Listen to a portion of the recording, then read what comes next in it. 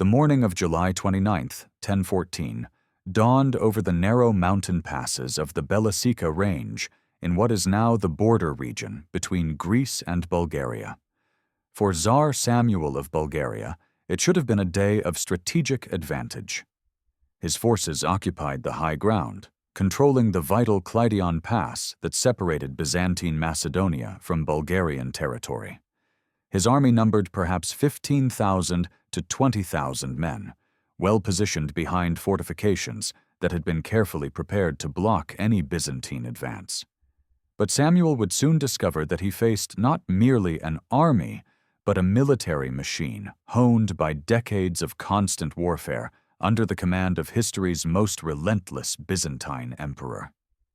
Emperor Basil II had spent nearly 40 years of his reign locked in a brutal, exhausting conflict with the Bulgarian Empire.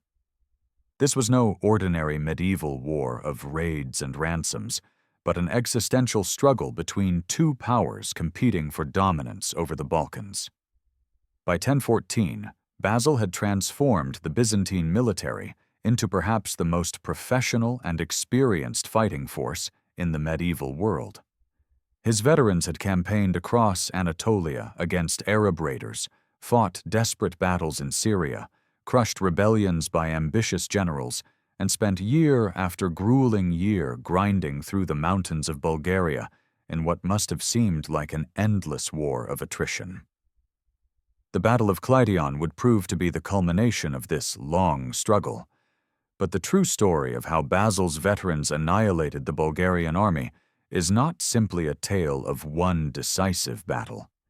It is the story of how sustained military professionalism, ruthless strategic patience, and the psychological understanding of how to break an enemy's will combined to destroy not just an army, but an entire empire. What happened after the battle, the fate of the 15,000 Bulgarian prisoners, and the estimated 45,000 more who would fall in the subsequent collapse of Bulgarian resistance, would earn Basil II a chilling epithet that would echo through the centuries. Bulgaroktonos, the Bulgar slayer. The road to Kleidion. 4 decades of war. To understand the magnitude of what Basil II's veterans achieved in 1014, we must first grasp the context of the Byzantine-Bulgarian wars that had consumed the empire for generations. When Basil II ascended to sole power in 986, the Bulgarian Empire under Tsar Samuel was at the height of its strength. The Bulgarians controlled much of the Balkans, from the Adriatic to the Black Sea, and posed an existential threat to Byzantine control of the region. Basil's first major campaign against Bulgaria in 986 had ended in humiliating disaster. At the gates of Trajan, Samuel's forces ambushed the Byzantine army as it retreated through a mountain pass, inflicting catastrophic losses. Contemporary sources suggest that Basil barely escaped with his life, and the defeat was so complete that it emboldened 2 powerful generals, Bardas Skleros and Bardas Phocas, to launch rebellions that nearly toppled Basil from his throne. The young emperor learned a bitter lesson. The Bulgarian war would not be won through conventional campaigning or by seeking a single decisive battle. For the next decade, Basil was forced to focus on internal threats and challenges in the east. But when he finally turned his full attention back to Bulgaria in 1000, he brought with him a fundamentally different approach to warfare. Rather than seeking quick victory through dramatic campaigns, Basil adopted a strategy of methodical, relentless pressure. Year after year, his armies would march into Bulgarian territory, not to fight grand battles, but to systematically reduce fortresses, devastate agricultural lands, and gradually strangle the Bulgarian economy. This strategy required something that few medieval rulers possessed, an army capable of sustained professional campaigning over many years. Medieval warfare was typically characterized by short campaigns limited by the agricultural calendar and the feudal obligation of vassals to provide military service for only a portion of each year. Basil, however, built something different. He maintained a corps of professional soldiers, including the elite Varangian Guard, supplemented by thematic troops from the provinces who served in rotation. More importantly, he kept these forces in near constant action, creating a cadre of veterans who had spent years learning the brutal lessons of mountain warfare in the Balkans. By 1014, many of Basil's soldiers had been fighting the Bulgarians for more than a decade. They knew the terrain, understood Bulgarian tactics, and had developed the grim endurance necessary for the grinding, exhausting nature of Byzantine strategy. They had learned to build siege works in hostile territory, to forage in devastated lands, to march through mountain passes in all weather, and to maintain discipline even when victory seemed distant. These were not the green recruits who had marched with Basil in 986. They were hardened professionals who had survived countless skirmishes, sieges, and forced marches. They were, in every sense, Basil's ultimate weapon. The trap at Clydion. In July 1014, Basil was conducting yet another campaign into Bulgarian territory, methodically advancing through Macedonia. Tsar Samuel, recognizing that his empire was being slowly bled to death by Basil's attritional strategy, decided to make a stand. He chose the Clydion Pass, also known as the Key Pass, a natural bottleneck in the Belisica Mountains. Here, the narrow defile could be easily defended by a relatively small force, and Samuel fortified it with wooden palisades and stone ramparts. If he could defeat, or even simply halt the Byzantine advance here, he might buy time for diplomatic solutions, or at least demonstrate that Bulgaria remained a formidable opponent. Samuel's logic was sound, according to conventional military wisdom. The Byzantines would have to attack uphill, through a narrow pass against prepared defenses.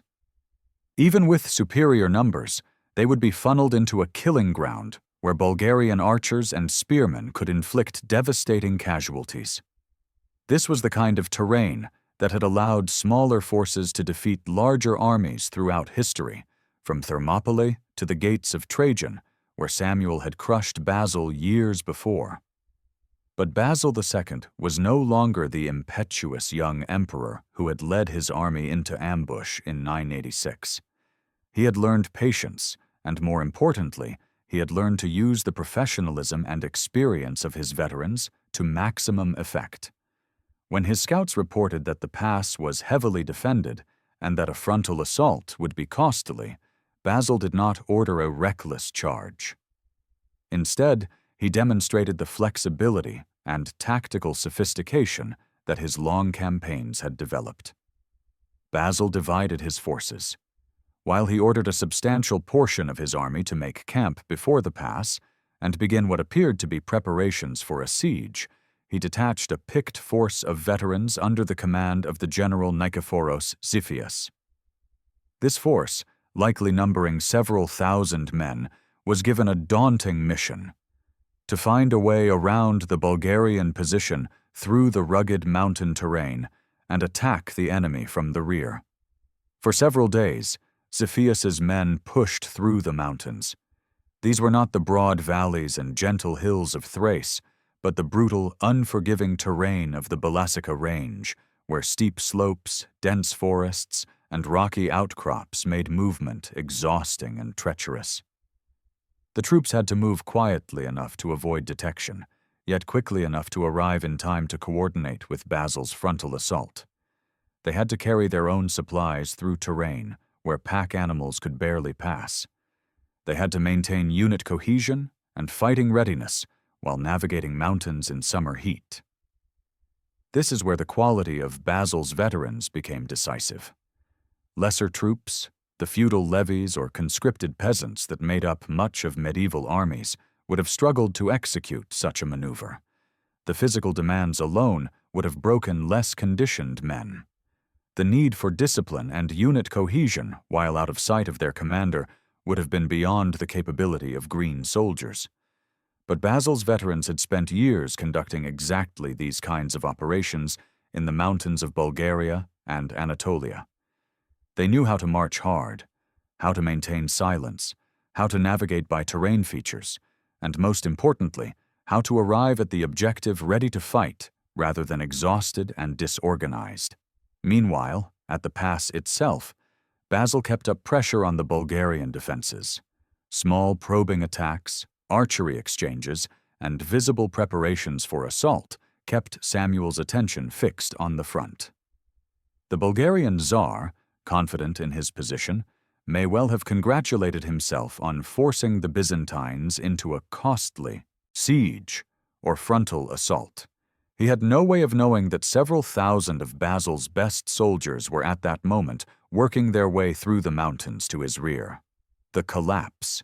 When Nikephoros Xiphias and his veterans emerged from the mountains behind the Bulgarian lines, the tactical situation transformed in an instant. The chronicles are frustratingly vague on the precise details of what happened next, as medieval sources often are when describing the chaos of battle, but the broad outlines are clear. The Byzantine flanking force struck the Bulgarian rear positions with devastating effect, throwing Samuel's army into confusion at the very moment when they were deployed to defend against a frontal assault. For the Bulgarian soldiers manning the fortifications facing Basil's main force, the sudden eruption of combat behind them must have been psychologically catastrophic.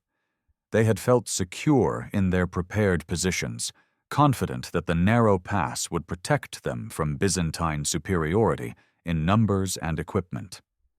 Now, suddenly, they were being attacked from behind by enemy soldiers who appeared to have materialized out of the mountains themselves. The fundamental assumption of their defensive posture, that they faced attack from only one direction, had been shattered. In medieval warfare, where communication was limited to voice, horn calls, and visual signals, the confusion caused by a surprise attack from an unexpected direction was often impossible to overcome. Officers trying to reorganize their troops to face the new threat would struggle to make themselves heard over the din of combat. Soldiers further from the point of attack would receive garbled or contradictory information about what was happening. The natural human instinct when attacked from behind while facing a known threat to the front is to panic, and panic in a confined space like a mountain pass could rapidly become catastrophic. Basil, recognizing that the moment had come, ordered his frontal forces to assault the pass. Now the Bulgarians faced attack from both directions simultaneously. The veterans who had been waiting patiently before the Bulgarian fortifications surged forward, their experience allowing them to maintain formation and coordination even as they advanced uphill through the narrow defile. These were not wild charges by undisciplined warriors, but coordinated attacks by professional soldiers who had executed similar assaults dozens of times before. The Bulgarian army disintegrated. Caught between two forces, unable to effectively deploy their numbers in the confined space of the pass, and psychologically broken by the surprise attack from the rear, Samuel's army ceased to function as an organized military force. Some units may have fought with desperate courage, knowing that defeat could mean death or worse, but courage alone could not overcome the tactical disaster in which they found themselves. The Bulgarian lines broke, and what had been an army became a mob of terrified men trying to escape the trap that had closed around them. The discipline and experience of Basil's veterans now became crucial in a different way. A less professional force might have broken ranks to pursue fleeing enemies or to plunder the Bulgarian camp, allowing many of the enemy to escape into the mountains. But Basil's soldiers maintained formation and systematically cut off routes of escape, herding the Bulgarian troops into ever smaller pockets where they could be forced to surrender. This was not the spontaneous, chaotic aftermath of a typical medieval battle, but an organized and methodical reduction of enemy forces. By the end of the day, the Bulgarian army had effectively ceased to exist. Thousands lay dead on the slopes around the pass. But far more significant for what was to come, approximately 15,000 Bulgarian soldiers had been captured by the Byzantine forces. Tsar Samuel himself managed to escape with a small retinue, but his army, the military force that had defended Bulgarian independence for decades, had been annihilated. The blinding, psychological warfare, taken to its extreme. What happened next would define Basil II's historical reputation and transform the Battle of Kleidion from a significant tactical victory into a strategic catastrophe for Bulgaria. According to Byzantine chroniclers, Basil ordered that the 15,000 Bulgarian prisoners be blinded. For every 100 men, one was left with a single eye so that he could lead his blind comrades home to their czar. This act of brutality shocked even medieval contemporaries accustomed to the harsh realities of warfare.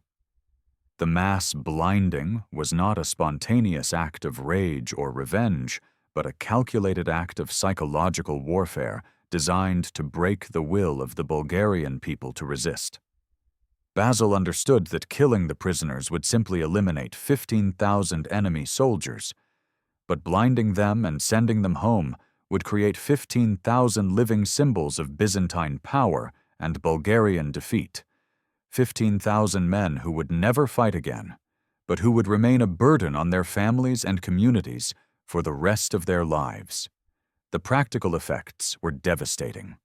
Byzantine sources, particularly John Skylitz's writing in the late 11th century, describe the columns of blinded soldiers making their way back to Bulgarian territory, guided by their one-eyed leaders. When these wretched processions reached Tsar Samuel at Prespa, the sight is said to have been so horrifying that the elderly Tsar suffered a stroke and died within 2 days on October 6, 1014. Whether Samuel's death was directly caused by the shock of seeing his blinded soldiers, as the Byzantine sources claim, or whether it was simply the culmination of the military disaster and his own failing health, the symbolic power of the story was immense. But the blinding had effects far beyond the immediate psychological impact. Medieval societies were agrarian, and the loss of sight meant the loss of economic productivity. These 15,000 men, most of them farmers and craftsmen in civilian life, could no longer work their fields, practice their trades, or support their families. They became dependents, draining resources from communities that were already struggling under the weight of years of war. The social and economic burden of caring for so many blind veterans would have been staggering for a society of Bulgaria's size and resources. Moreover, the blinding served as a demonstration of Byzantine power that resonated throughout the Balkans and beyond. The message was clear. Resistance to Basil II would not simply be defeated, but would result in consequences so terrible that surrender became the only rational choice. In the years following Kleidion, as Basil's armies continued their methodical conquest of Bulgarian territory, fortress after fortress surrendered without serious resistance. The defenders had seen what happened to those who fought, and they chose submission over blinding. The final campaigns, from Kleidion to the fall of Bulgaria. While Kleidion broke the main Bulgarian field army and dealt a devastating psychological blow, it did not immediately end the war. Bulgaria was a large and mountainous country with many fortified cities and strongholds. Under normal circumstances, reducing all of these fortresses might have taken many more years of siege warfare. But Kleidion had changed the strategic calculus entirely. With Tsar Samuel dead and the main army destroyed, Bulgaria descended into a succession crisis. Samuel's son and successor, Gabriel Radomir, lacked his father's military experience and could not command the same loyalty from the Bulgarian nobility. In 1015, less than a year after Kleidion, Gabriel Radomir was assassinated by his cousin Ivan Vladislav, who seized the Bulgarian throne. This internal turmoil prevented any effective coordination of Bulgarian resistance. Meanwhile, Basil II pressed his advantage with the same methodical ruthlessness he had shown throughout the war. His veterans, now augmented by the psychological advantage of the Clydion victory and the fear inspired by the blinding of the prisoners, moved from fortress to fortress. Many strongholds surrendered at the mere approach of Byzantine forces. Others, attempting to resist, found that their defenders lacked the will to fight after what had happened at Clydion. The professional Byzantine army, with its superior siege equipment and experienced engineers, systematically reduced what resistance remained. The campaigns of 1015 to 1018 saw Basil's forces conquer fortress after fortress across Bulgarian territory. Important strongholds like Ohrid, Bitola, and Skopje fell to the Byzantines. Each victory brought more of Bulgaria under direct Byzantine control and further diminished the resources available to Ivan Vladislav. The Bulgarian nobility, seeing the inevitable outcome, began to defect to the Byzantine side, bringing their retainers and territories with them. Ivan Vladislav himself was killed in February 1018 while leading a siege against the Byzantine-held city of Dyrrhachium. With his death, organized Bulgarian resistance effectively ended. The Bulgarian nobility negotiated terms with Basil II, and by the end of 1018, the entire Bulgarian Empire had been incorporated into the Byzantine Empire. The war that had consumed 4 decades of Basil's reign was finally over. The veterans. Understanding Basil's military machine. The annihilation of the Bulgarian army and the subsequent conquest of Bulgaria was, at its core, the triumph of military professionalism over feudal warfare.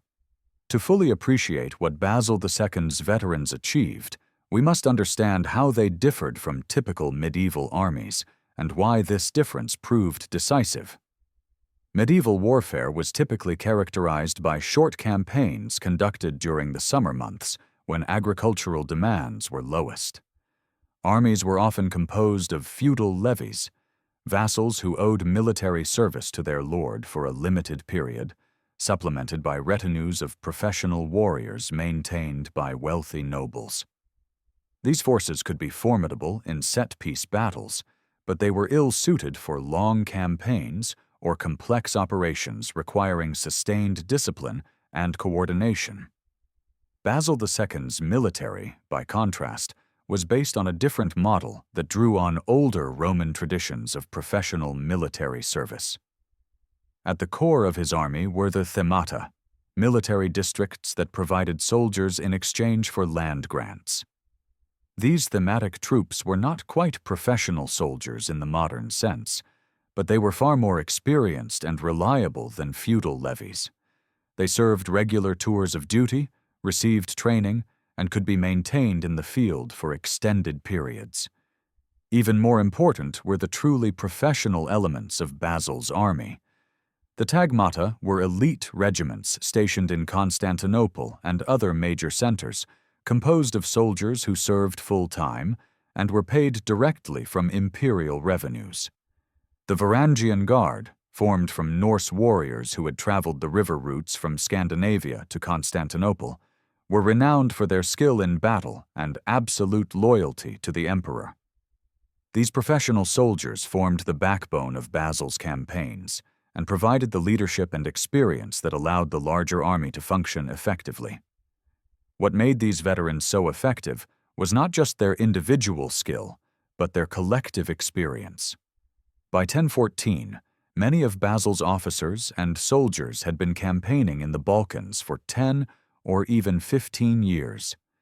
They had learned the terrain, understood how to operate in mountain warfare, and had developed the technical skills necessary for siege warfare in difficult conditions.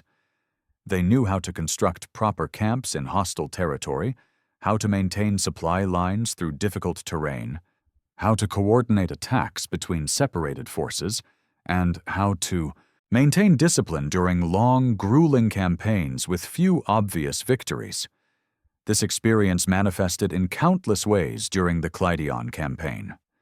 The flanking march led by Nikephoros Xiphias required not just physical endurance, but sophisticated navigation, maintenance of unit cohesion without direct supervision, and the ability to arrive at the objective in fighting condition.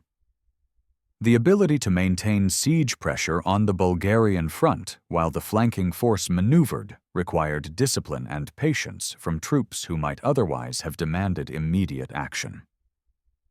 The systematic rounding up of prisoners after the battle, rather than a chaotic pursuit, required unit-level leadership and coordination that only experienced soldiers could provide. Moreover, these veterans had developed what might be called an institutional culture of professionalism. They understood themselves as part of an imperial military tradition that stretched back to Rome itself. They took pride in their discipline, their endurance, and their effectiveness. This cultural identity helped maintain morale during the long, hard campaigns that characterized Basil's strategy. Where feudal levies might have demanded to return home after a summer's campaigning, Basil's veterans understood that they were engaged in a multi-year effort to destroy Bulgarian power, and they accepted the hardships this required. The logistical systems that supported these veterans were equally important. Byzantine military treatises from this period, such as the various campaign manuals and tactical handbooks produced for imperial commanders, reveal a sophisticated understanding of military logistics. The Byzantines understood how to calculate supplies needed for campaigns, how to organize supply trains, how to forage without devastating territory that would soon be under imperial control, and how to establish supply depots in conquered territory. This logistical sophistication allowed Basil to maintain his armies in the field year after year, gradually strangling Bulgarian resistance through sustained pressure rather than seeking a single decisive battle. The strategic genius of attrition. Basil II's conduct of the Bulgarian wars demonstrated a strategic understanding that was rare in medieval warfare. Most medieval rulers, when faced with a powerful enemy, sought to win a decisive battle that would break enemy power in a single stroke. This approach had the advantage of drama and speed, and when it worked, it could end wars quickly. But it also carried enormous risks. A single defeat could destroy an army, leave a kingdom defenseless, and end a reign. Basil, after his early defeat at the gates of Trajan, chose a different path. Rather than seeking a single decisive victory, he aimed to systematically destroy Bulgarian power through sustained pressure over many years. Each year, his armies would penetrate deeper into Bulgarian territory, capture fortresses, devastate agricultural lands, and gradually reduce the resources available to the enemy. This strategy required enormous patience and the ability to maintain military pressure year after year, but it was far less risky than staking everything on a single battle. The genius of this approach became clear at Clydion. By 1014, Bulgaria had been ground down by 14 years of continuous warfare.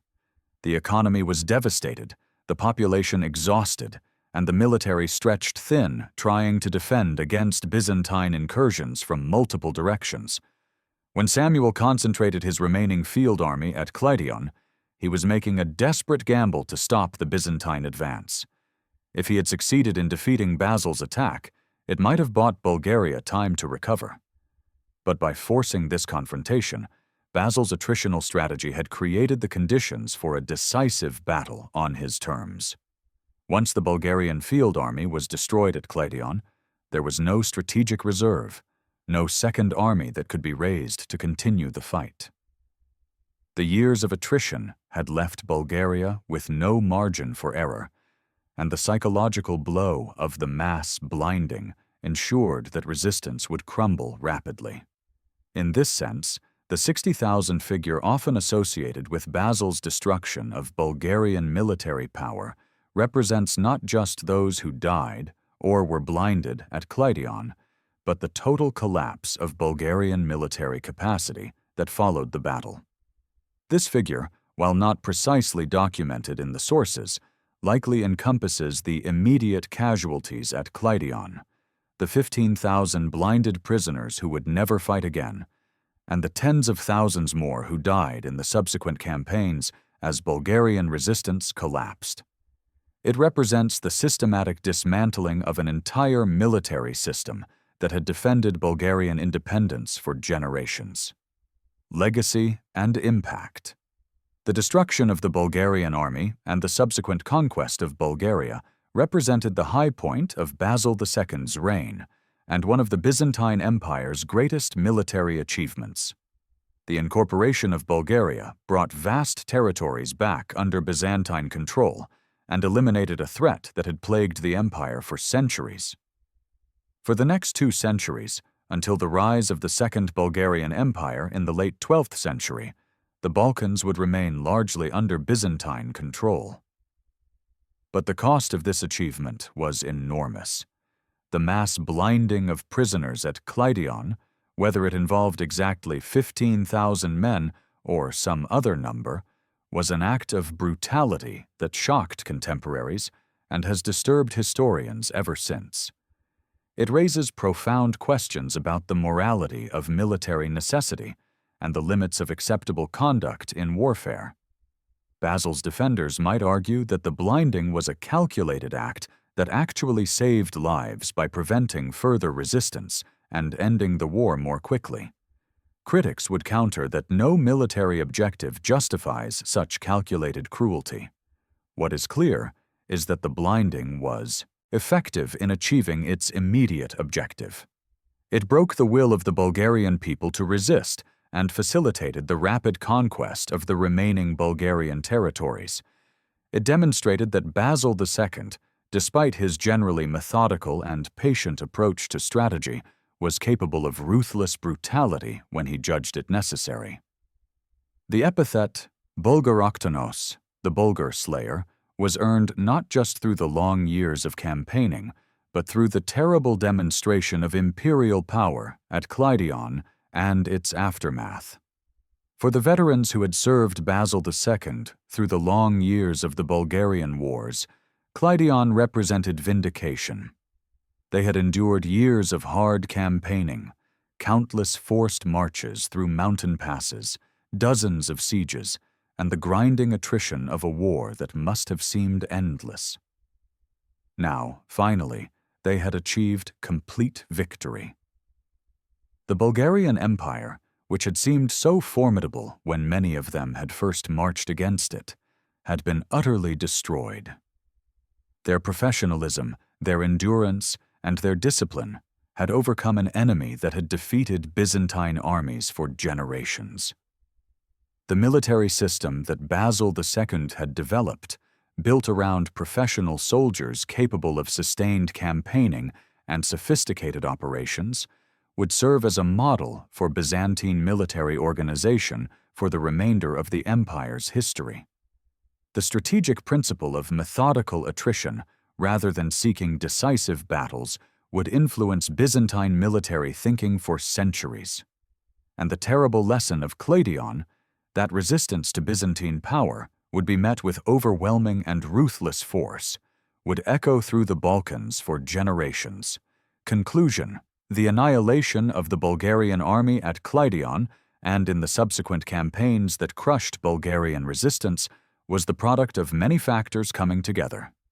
Basil II's strategic patience and willingness to wage a long war of attrition, the professionalism and experience of his veteran soldiers, the tactical sophistication that allowed for complex operations like the flanking march through the mountains, and the ruthless psychological warfare represented by the mass blinding of prisoners. But at its core, the destruction of Bulgarian military power was a triumph of sustained military professionalism over the more typical medieval pattern of short campaigns and feudal levies. Basil II's veterans were not just brave or skilled, they were experienced, disciplined, and capable of executing complex operations after years of hard campaigning. They could march through mountains in summer heat, arrive ready to fight, maintain formation during assaults on prepared positions, and systematically round up prisoners rather than breaking ranks to pursue or plunder. The figure of 60,000 Bulgarians destroyed, whether precisely accurate or an approximation capturing the totality of Bulgarian losses in the final phase of the war, represents one of the most complete military victories in medieval history. An empire that had threatened Byzantine power for generations was utterly destroyed, its field army annihilated, its fortresses conquered, and its people finally subjected to imperial control. It was a victory won not in a single afternoon of heroic combat, but through 4 decades of sustained effort, culminating in a battle that demonstrated both the highest tactical sophistication and the darkest brutality of medieval warfare. For Emperor Basil II, it was the defining achievement of his long reign. For his veterans, it was the vindication of years of service and suffering. For the Bulgarian people, it was a catastrophe that would reshape the Balkans for centuries. And for military history, it remains a stark demonstration of how professional military forces, properly trained, supplied, and commanded, could achieve objectives that seemed impossible through conventional medieval warfare. The veterans who marched through those mountain passes and destroyed the Bulgarian army at Claudion had earned their place among history's most effective military forces, even if the methods they employed in service of their emperor continue to disturb us 1,000 years later.